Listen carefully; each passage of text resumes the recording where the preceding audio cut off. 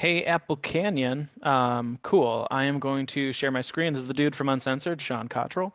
And I did see some folks on Facebook asking for a recap, right? What's going on? There's like so much, and Facebook clearly does not help convey information accurately. That's why I've been like, ask questions. If you need clarification, happy to put something together like this. So let's dive in. What happened yesterday at the meeting, and where are we right now? Let's talk about how things unfolded, right? So if you were attending, hey, you saw everything, right? Feel free to comment here if there's, yep, again, anything you guys want to add, or if you're like, hey, I was there, you can, or if you see one of your neighbors like asking a question, like go talk to them if you were there, right? Like give them your firsthand account of what happened. Again, don't just trust me because like I'm the one who you're hearing this story from. I want to try to give you the facts, and if you have questions to ask me, seek those answers, and get those answers from multiple people, right? Make sure it's consistent, because if you're getting one answer from someone and another person gives you a contradictory answer, like get a third person's opinion, right? And that's why we usually seek opinions of three. But anyways, during yesterday's meeting, a motion was made to end the voting process and discontinue counting the ballots cast on the vote to amend the declarations. What does this mean? Right? What does this mean if like I already voted on the declarations? Well, it means that all of the votes cast on this matter have been spoiled, or they are considered not eligible to be counted to make that outcome official. And if you're like, well, then what does this mean? Are we just like a lawless state? Are we like the wild, wild west? No, we're still doing business as usual. We're still using the document for the 2017 version of the declarations and covenants. So another question that has also got asked during yesterday's special meeting that I think warrants some investigation by the board, and definitely some more questions and solid, firm answers, is what does this mean if I already cast votes on the bylaws? I've asked the board to review the process that was used to justify passing the bylaws. In my opinion, if the ballots were not counted according to the ACL Tellers Commission guidelines, they too should be considered spoiled or ineligible. Then the outcome of that vote should be reconsidered. I believe it is the board who needs to take this under consideration before they take any action, right? They need to ask an attorney and maybe like seek some outside legal counsel or advice from outside legal counsel as far as like how would we move forwards with this bylaws, because I'll address that in a moment. But really quickly again, I wanted to show you guys where I'm getting all these documents. So on the ACL webpage, once you guys log in, I think this is behind, like you have to log in order to get access. Anyways, I always log in right away, so it's just something I do. Governance, governing documents, and this is where you are going to find the bylaws, the current version of the bylaws, the current version of the declaration, all of these types of things, including the Tellers Commission guidelines. So what happened at the special meeting? Well, we know that, again, all of this stuff kind of happened. There was a whole lot of discussion. There was a lot of information that was passed. And I'm happy to, like, if you're like, well, what information was passed? Well, we found out that clearly, like, the rules weren't followed. Clearly, and when I say the rules, I mean, like, the ACL governing tell us how we're supposed to do this stuff, and it's very clear that they weren't used. It's very clear that there's some other unknown process, and again, I've been seeking clarification up till today about what process is currently being used. I've had assurances that the ACL attorney designed the process, but when we say things like that, we really have to consider that it's not just like the ACL attorney who can design a process and that we're okay, right? We have rules and we have governing documents, and we really have to follow these things because they tell us like what we must do, or at least here's the bare minimum of what we must do. And it's very clear that the ACL Tellers Commission is responsible for counting all ballots that are submitted for all things ACL, right? The Tellers Committee, the Tellers Committee guidelines describe the procedures that the Tellers Committee will follow to count all valid written ballots at all votes taken during the following year.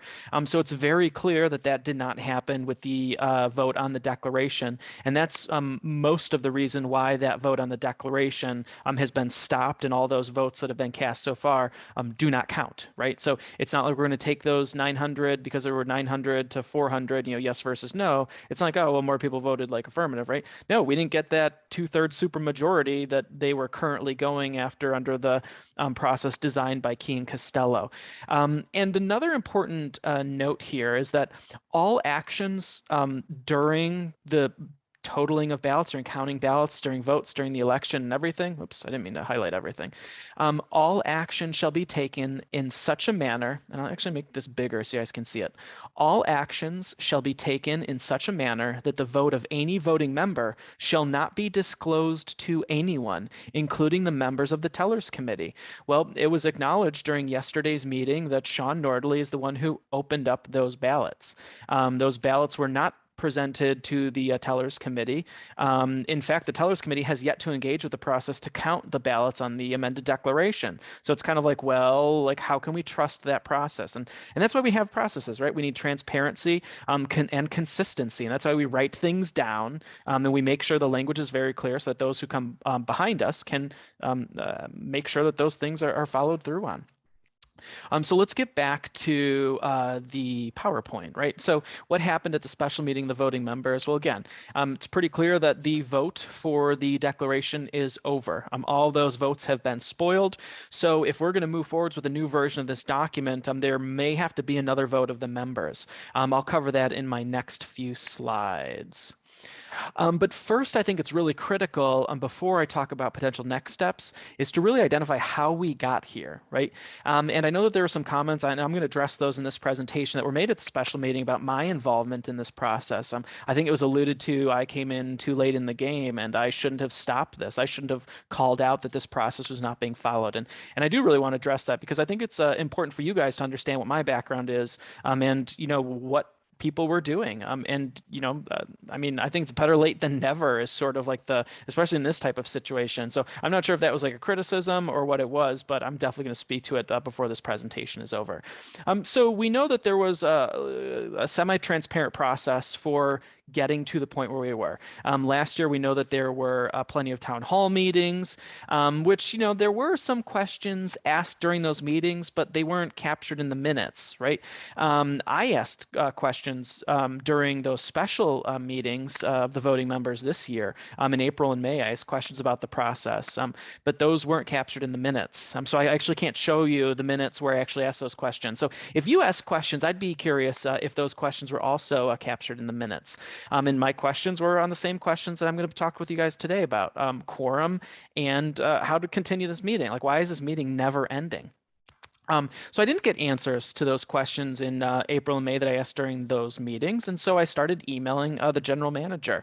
In those emails, I questioned quorum.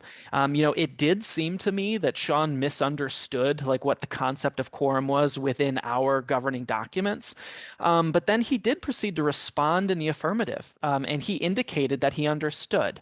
And what do I mean by all of that? So let's dive into that a little bit. Let's unpack that a little bit. Here's an email chain, and this is on the Uncensored Facebook page. I believe this is just clarification of declaration voting procedures. It's a PDF document, so again, I encourage you guys to take a look at this.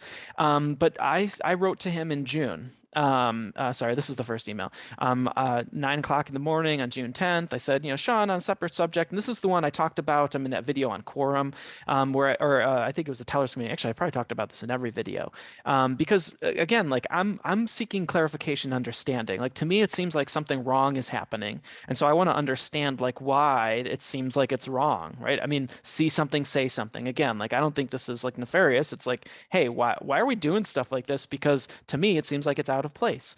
And this is the email that I used like in my head, I was like, wait, like maybe he doesn't, after I saw his response, I was like, maybe he doesn't understand like what quorum is, right? Because again, in that video on quorum, I talked about how Illinois sets quorum at 20% for all meetings of the members. And that's SECA, Illinois law, SECA, sets quorum at 20%. So in this response, you'll see there are some aspects of the vote that are in place. We know what makes up a quorum for the declarations. And then he goes on to say 2/3 affirmative votes by all voting members. When I first read this, I was like, yeah, well, we know what makes up quorum, and then we need, in order to pass it, we need to have 2/3 affirmative votes by all voting members. But I'm almost thinking like at this email, he might have been thinking that quorum is once we actually meet those 2/3 yes votes. And this was June 10th, right? So again, I tried clarifying because I'm not trying to be like a big PITA, big pain in the butt. And I said, Sean, I appreciate that clarification. So is it the amended declaration that's setting the precedent for quorum, right? Because again, like he's saying quorum is 2/3. And so I'm trying to be like, hey, it seems like you don't understand what's going on, like what's happening here. And so I continued to seek some more clarification. So June 10th, those were those last meetings, and yeah, I had some more follow up with him. You'll see that here. I said, Sean, oops, sorry, I'm jumping all over the place. The reason I'm asking about what's setting precedent for quorum is that that document that I just linked to in this email right here, right, where I literally said, are you sure like this isn't what's setting precedent for quorum for this vote? I said, well, like here's the concern, right? Because I see that quorum thing for 20%. Now Sean is telling me that quorum is actually 2/3 of all voting members. And I'm like, well, that's concerning because like the language that was communicated to us in the Apple Core, it literally looks like they copy and pasted it from the declarations. It looks like they copy and pasted almost this entire paragraph, and they just deleted this part right here for the 20% eligible voting members. I mean, it almost looks like there's an extra space right here from the language used in the Apple Core. Like they literally copy and pasted and they just like deleted this other stuff. I don't know why that was deleted. And that's like a question that, again, I'm not at this point, I'm not sure because this language isn't from April, May, June, and July Apple Cores. This is the language from the October Apple Core. And then that's the language that's included right in this article right here, calling all voting members. Please vote on the declarations. If you haven't read this in its entirety, I would encourage you to do so. So again, I raised the question, right? I said, so I want clarification on why the 20% rule has been pulled from the Apple Core and other communications. And, again, like if writing it out isn't clear enough, like here it is, like literally there's the chunk in the Apple Core that talks to this, and here's like the highlighted portion that's missing. Like, why is this gone? And Sean responded, and he goes, Sean, the quorum of 20% refers to the quorum needed to hold the meeting. Since votes count as being in attendance, we did reach a quorum since more than 20% of voting members have voted. Aha! Well, June 2016, I was like, breakthrough. Like we know that quorum has been met. So like this is great. For the declaration to pass, we need affirmative votes of 2/3 of all voting members. So at this point in time, I started to realize that when they say quorum, they just mean yes votes. When they're saying we haven't reached quorum and we're going to keep the vote open, they mean we haven't reached enough to get to a yes, and so we're going to keep the vote open.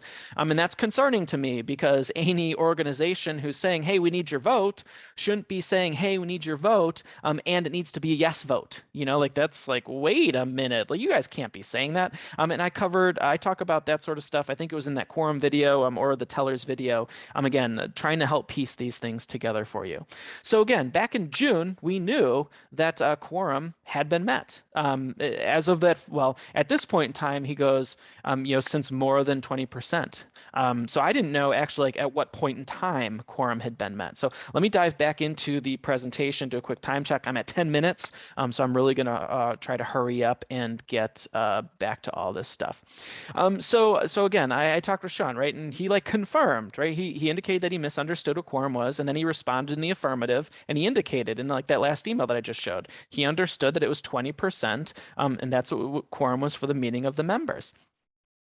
So I kept questioning this process and I was researching further. I was like, well, like something still doesn't make sense to me. Like the explanation was like a nothing burger. It was just like, well, here's something. And I'm like, once I like get through all this, like this does like there's nothing to add that helps me clarify the question that I initially raised.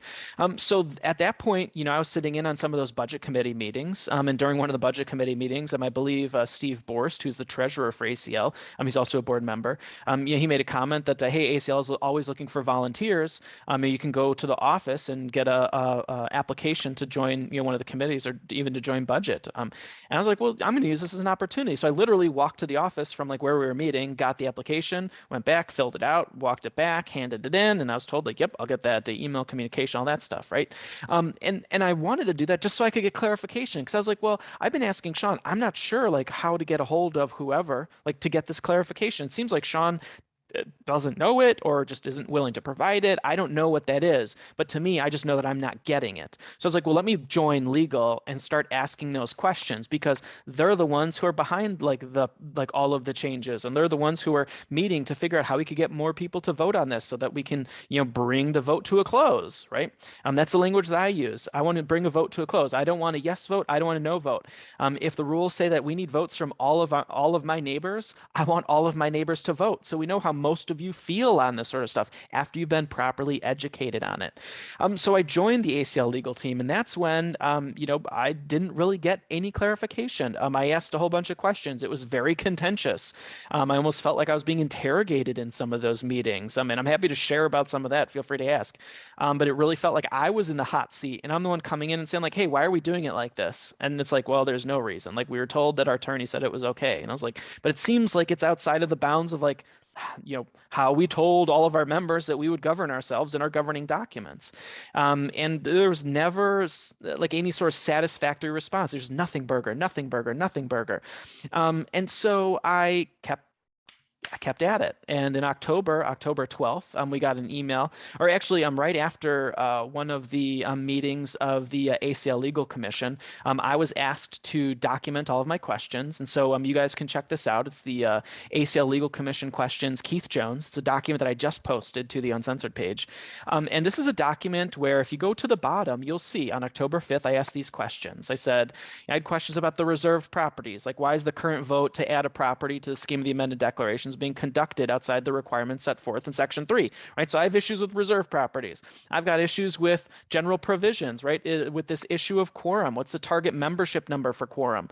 There were no answers. And literally, like you can see the responses where the attorney says, I don't know what the exact number of eligible voting members was at the time of the meeting. On the declaration was originally called. It's my understanding. And this is the part right here. Up until this point in October, I was arguing that quorum was met, and there was still an argument coming back my way that quorum was not met, and I'm misunderstanding what quorum is. And I was like, I'm pretty sure I'm not misunderstanding it. You guys will understand that very shortly. And that was directed to the legal commission members, not to you guys. I appreciate you listening to me rant and ramble, and oh my gosh, I'm at 15 minutes. All right, I'm going to go a little bit faster now. So again, this is the email I used to rationalize why the ACL attorney acknowledged that quorum was met as of that first meeting. He says, it is my understanding that more than 20% of all potential voting members in the association had cast votes by that point, and therefore quorum was established. So then I had to ask the question, well, then why are we keeping the vote open? Quorum has been met. You've just confirmed that. What are we doing here? This doesn't make any sense. And again, more nothing burgers. We were able to, I had a meeting with the ACL legal team and Keith Jones where he joined us on the call, and I was able to ask for clarification. I never got it. And so again, we find ourselves where we currently are. And then, as recently as last Wednesday was when it finally came out that the conduct of the vote on the declarations was being conducted outside of how ACL has prescribed its conduct. And that's where, again, in the bylaws, we talk about the Tellers Commission, how the Tellers Commission will create those guidelines on how to count those ballots. The ACL Legal Commission was told in this Wednesday meeting that there was an alternate process being used outside of the approved routes. So the Tellers Commission did not develop guidelines for how to count the votes on the bylaws or the declarations. The Tellers Committee did not actually count any of those votes. They were not the ones to open the ballot envelopes and actually count those, and that's in direct contradiction. And again, remember, ACL governing documents, when we look at our bylaws, they clearly say all action shall be taken in a manner that the vote of any voting member shall not be disclosed. It's this concept of confidentiality that was just totally thrown away in whatever process was currently being used. So this kind of covers how did we get to where we're at today, right? That's what we know so far. We know that that was enough information to sort of bring everything to a close. But let's now talk about where to go next. Right, because we know where we currently are, we know what's currently going on, and just so you guys know, these next steps are undecided, and I'm okay that this video is going to go over 15 minutes. You guys are just going to have to deal with it. Next steps are still undecided, but here's what I would like to see. And this is really going to frame what I add to the discussion with the legal commission. And again, I want all you guys to know what's going on because we're talking about those next steps. Besides getting answers to many outstanding and lingering questions, I think the board really needs to investigate what happened. Were funds misused to keep this vote open for so far? If this vote was really only supposed to be open for a day and then there were lies told, there was some sort of deceit, there was deliberate acts taken in order for this vote to remain open, then I think there needs to be a firm investigation. And I think the members need to understand how much money was spent. Like, is this something where it's like $20 a month to keep this subscription to Election Buddy? Or is this like we have to pay, like $250,000, $500,000 like per month to keep this open, right? What does that look like? I don't know. And that's a big question mark for me. But I also think that the board needs to ask questions about accountability. Who is responsible and how can we stop this from happening in the future? Because clearly this is unacceptable. It's unacceptable to deceive people, and I'll talk about that in a moment, because again, we talk about, let's talk about that right now when I say deceive people. I always point to the Apple cores, right? Because this is our main mechanism for communicating to people. And up until October, and again, I just went through that timeline. Up until October, the ACL main office was still putting in the Apple Core that voting will continue until a quorum is reached. And Sean knew and acknowledged as of June that quorum was met. He acknowledged that he understood what that 20% was. Furthermore, Sean was the one who was counting those votes. So he knew explicitly once quorum was met. And I have asked for that multiple times, but never until the ACL attorney acknowledged that email until that quorum was met. As of that first meeting, did we actually know that quorum, at what point in time was quorum met? So I'm a little heated about that because I feel like I was deceived. I also think, what happens next from ACL administration? Again, the silence is deafening. What is going on? What are the next steps? Are we really looking to the legal commission to create the process for what happens next? Just make the recommendations so the board can sign off on it? I really think the board needs to be involved in identifying, again, what these next steps need to look like. And to add some further clarification, because I have another video in the works, the ACL Legal Commission only makes recommendations. They do not take any action. They only make recommendations to the board, and the board can then decide to use that recommendation or decide to say, hey, I disregard that. I'm going to do, I think we should do something totally different. That's up to the board to do, right? That's literally in our description for the legal commission. We make recommendations to the board. We don't take any action. We're not a committee, right? So those things are pretty clear.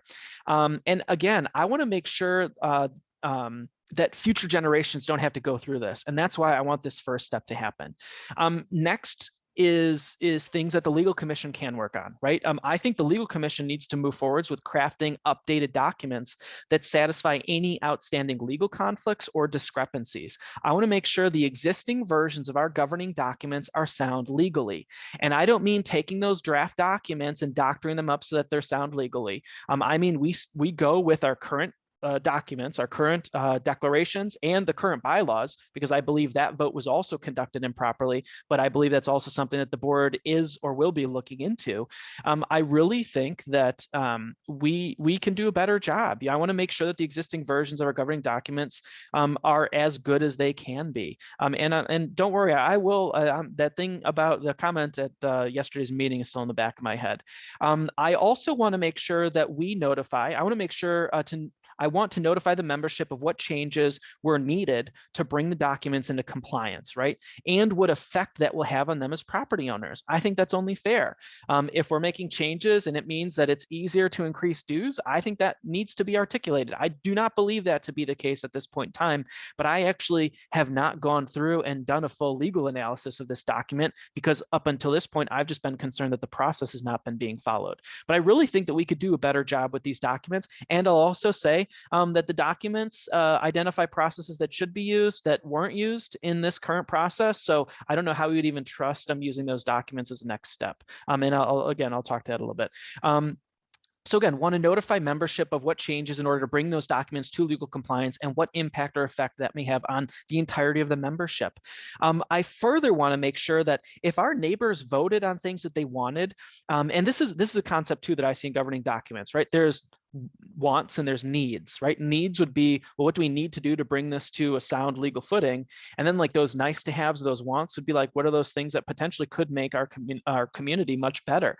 And I don't believe that all of the things in those documents that have been worked on for those past 6 years are all just purely like nice to haves. I think that there is some good language in there that could potentially be reused, but I really want to make sure that people understand what type of impact, and I want to make sure that folks have the opportunity to, again, consider advocating for those changes and ensure that clear understanding of whatever impact that may have. If there's increased financial burden for members because there's going to be more fees because like other things have to be done. Again, we need to understand what that's going to do for us. Procedurally, is it going to be harder for us to do things or is it going to be easier? Really clearly articulating that.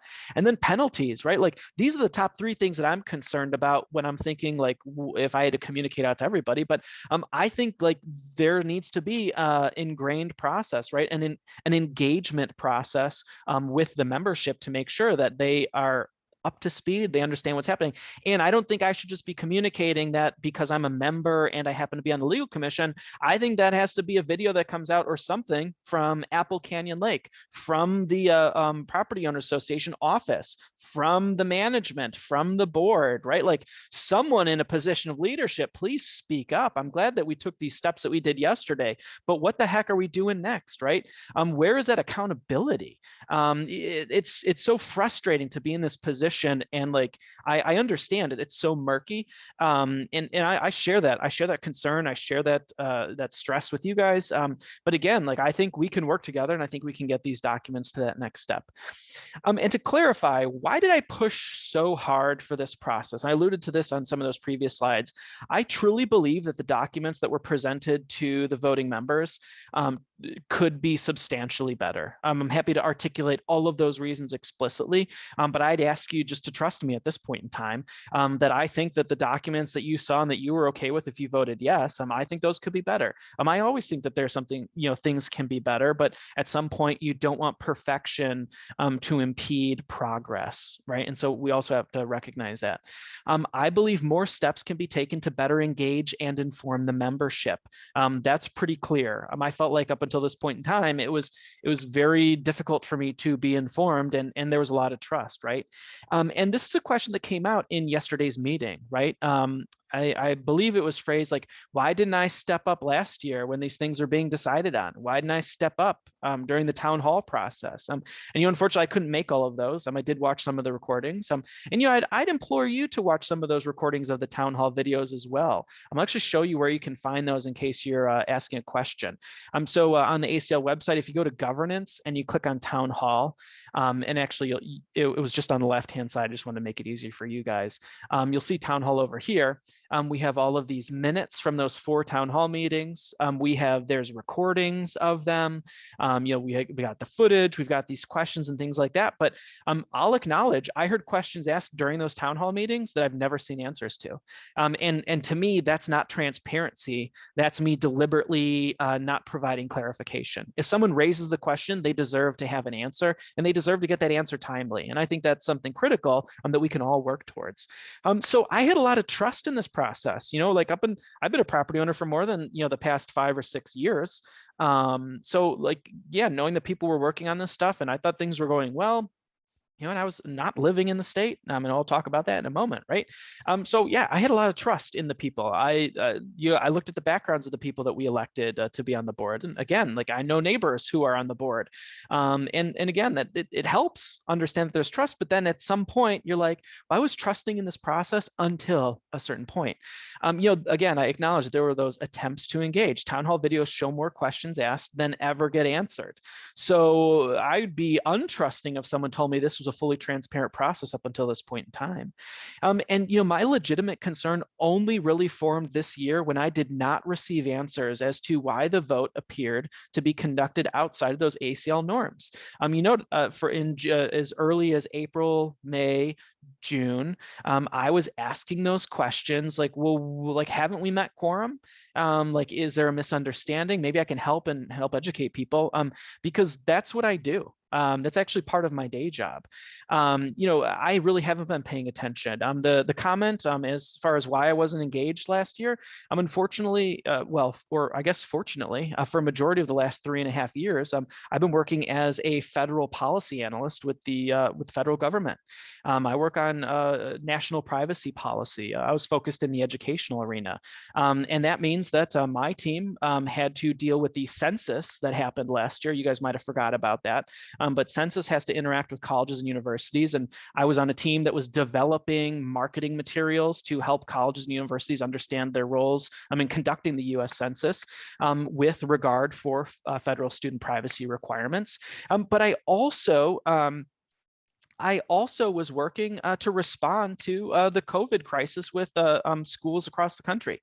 In case you've had your head in the sand over the past year and a half, 2 years, COVID-19 is a pandemic. I believe it's an epidemic right now because it's worldwide. I forget which term because that's not my area of focus. But schools across the country went entirely virtual, and it raised lots of questions and concerns as far as student privacy. And literally, I was working for the Student Privacy Policy Office of the U.S. Department of Education.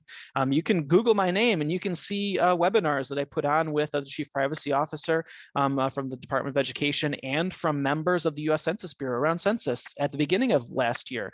And all the way through to the end, my team was putting out videos to try to help schools educate students. So unfortunately, these issues with ACL, I put a whole lot of trust that the people who were in charge would do the right thing, that they would do what they said they were going to do. And again, it didn't become clear to me until June of this year that that was just not the case. So I believe that wraps everything up. I know this is way longer than I thought it was going to be. This is almost a full half hour, but hopefully it's worth it. Again, if you guys have further questions, don't hesitate to reach out. I'm happy to provide more clarification where it can be needed. And I hope you all enjoy the rest of your weekend. And there's gonna be more videos coming out because there's a lot more work to be done. And I think there's a lot more answers that need to be had on some other topics as well. Keep your ears peeled. If you're concerned about zebra mussels, if you're concerned about work that's supposed to be being done at the lake and not being done, I think that those are legitimate questions. If we're being told things are being done and are happening and they're not, I think we need to sound the alarm, and we should be able to sound the alarm to board members, and the board members should be able to seek clarification. Why are members raising this concern to me? And it shouldn't be a nothing burger explanation. It should be sound and legitimate. Well, this is where we are right now. This is like what we've done so far, and this is when it's going to be taken care of. I don't think it's improper for us to ask or raise those issues and to seek that clarification. So with all that, I leave you for the weekend. Take care and stay frosty. Adios.